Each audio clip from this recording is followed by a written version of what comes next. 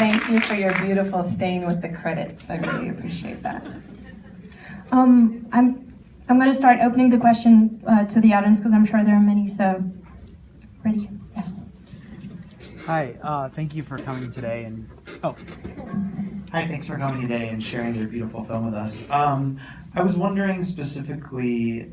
It seemed like your film touched a lot upon some of the and the films that you work on touch on such horrible travesties and some really dark places that humanity goes to.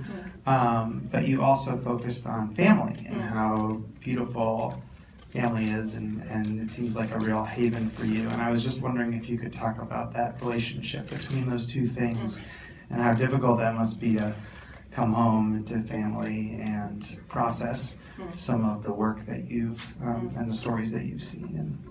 Yeah, thanks for the question. I think in many ways it was important to me to make this film as a way of contending with this accumulation of experiences that I'd had, and over the years watching fellow colleagues not be able to retain family in a certain way, that there grows a separation where your family can't exactly understand what you're doing or why you're taking the risks that you're taking.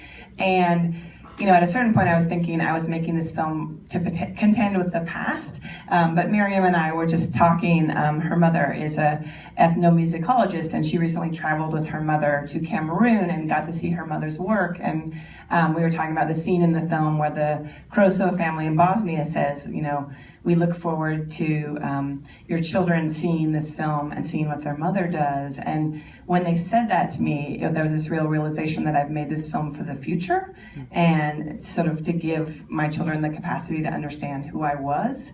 And a lot of that has to do with, the struggle that I had in thinking about the loss of my own mother. Like, how do you hang on to this person who you treasure so much, and yet, you're losing who she is, who she was, all of those things.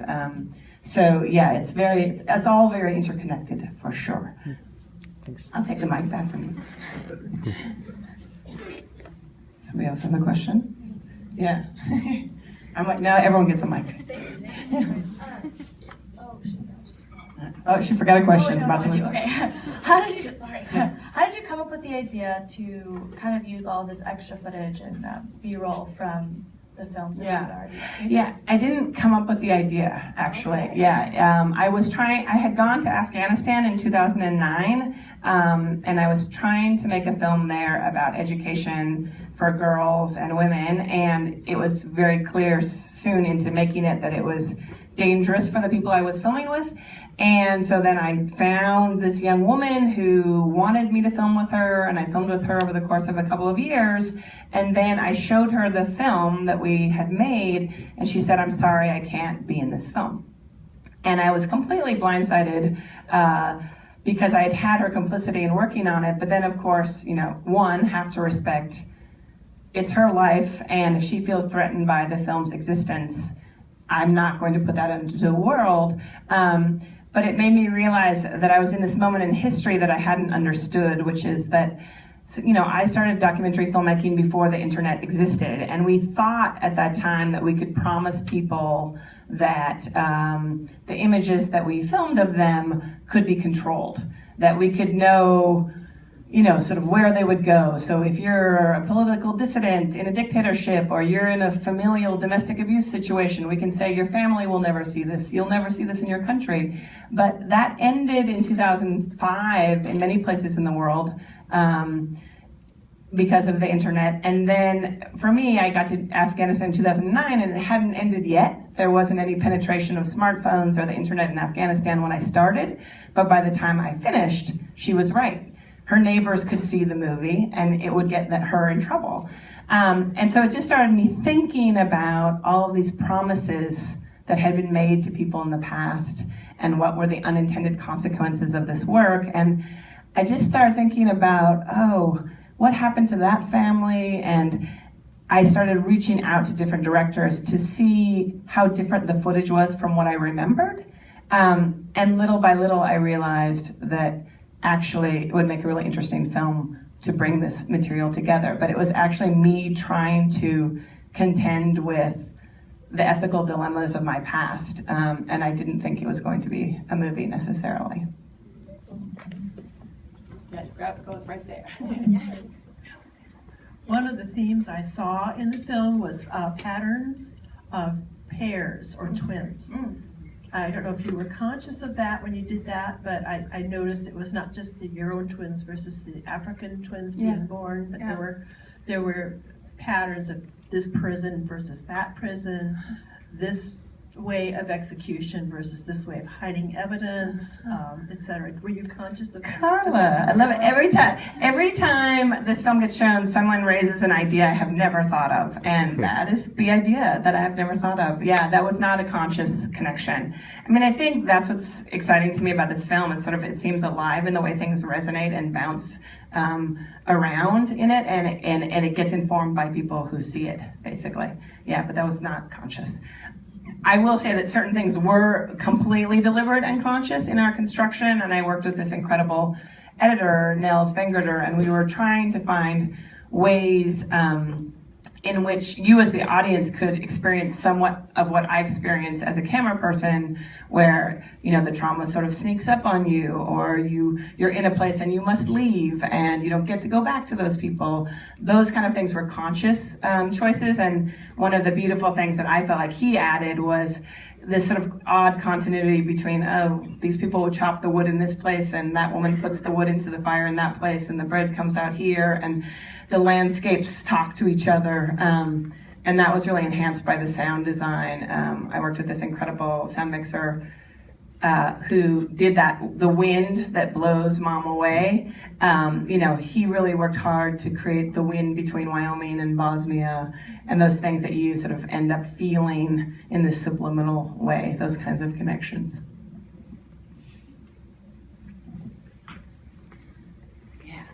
If you can talk loud, well. I'm just curious about just the detail that you left the identification of the films to the end, the credits, rather than showing it. Yeah, so she's asking why we didn't identify the films as they were happening.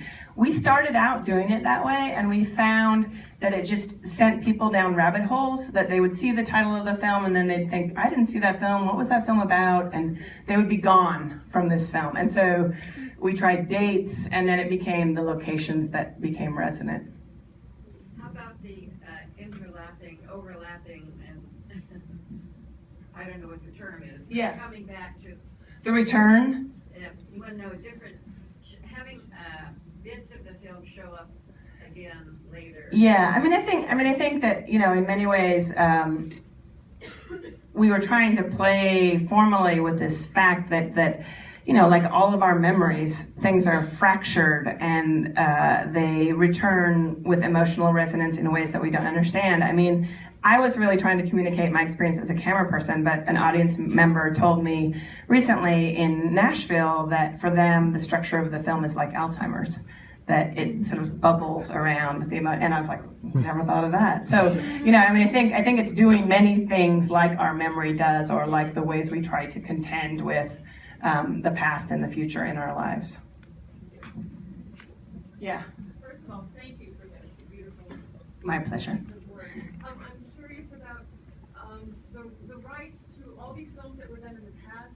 People signed off on the rights to do that film. How did you get the rights to? I mean, did you have to go back and get it from the directors and from the people that you interviewed? Great question. Great question, and a really problematic, rich question that I wanted this film to raise. I did go back to all of the directors I had worked with and got permission from all of them to use the footage. And in some cases, they were very complicated discussions. For example, the footage from Two Towns of Jasper. We had a really long series of discussions with the directors, and that was really moving to me because it made me realize we all were still processing what we had experienced during that filming, and it was so fraught in so many ways just to contend with that story that we all, how many years later, like 13 years later, still really needed to talk about it. And so then, in some cases, directors explicitly said, will you return to the people that we filmed and ask for their permission? In other cases, it was completely impossible to do so. And so, in many ways, like, there are many images in here that I do not have the right to use in this way. And I put together things that are very conflictual. You know, there are many Muslim people in this film who may not want to be in a film next to a woman who is asking for an abortion. There are many juxtapositions that may be problematic for people's representation or their connection. And I'm being explicit about the difficulty of this pretension that we have that we can control the rights to our own images, that we can control other people's images, in perpetuity. You know, we make people sign these releases that say, I'm giving you the right to use this in perpetuity, and yet none of us know what the future is bringing. So, I mean, I think there are ways in which this film may be dangerous for the family in Bosnia that I don't expect. You know, so those kinds of questions are really alive in this film, and I think it's a challenge to all of us because we're living in this time when we're all making choices about what we post about ourselves and our personal lives, and it's all alive on the internet into the future. Yeah. Correct me if I'm wrong. These are all images you shot for other people's films, and the titling, Cameraperson. How conscious were you of the interplay between on these you were cameraperson, here you're director, and it becomes almost a commentary on that relationship? In particular, the sequence that stands out is the boy with the injured eye, who brings you to tears. Yeah. You can't, and that seems like within documentary convention, often the kind of thing that gets left out. Right. Because of the idea that the camera is somehow a distance. Yeah. And we can just present things. Yeah. And Yeah. Was there a sense that I'm bringing something as a camera person? Yeah. Oh, so I will just quickly say your question is about, like, am I making a strong distinction between what I bring as a camera person and what a director brings in a certain way? I know it's a mashup of your question. I mean, obviously, you know, so I shot most of the footage in this film for other people, and in working in collaboration with other people. That particular, he mentioned the scene with Najib in Afghanistan, who's blind in the eye, and I was the only person in the room with Najib at that time. But it's not uncommon, like the moment where I interrupt the translator and the director with the older woman in Bosnia to say, like, you've got great fashion sense, right? That was sort of a transgressive act within the hierarchy of documentary filmmaking. I'm not supposed to interrupt, but I couldn't handle it anymore, the way in which, like, she was clearly trying to say, I do not want to talk about the war, do not make me a victim. And I was just, you know, I couldn't take that anymore. So, you know, the film is absolutely conscious of trying to talk about how many people are involved in the act of filmmaking, and how we construct stories, and how much is left out. So I'm trying to sort of peel back those edges in all kinds of ways, and, you know, question all of us in the equation. I'm so sorry. We're gonna have to cut down the Q&A. We don't know questions. Yeah, we have Got another show now. starting. Thank you all for coming, and I will meet you outside. Thank you so much.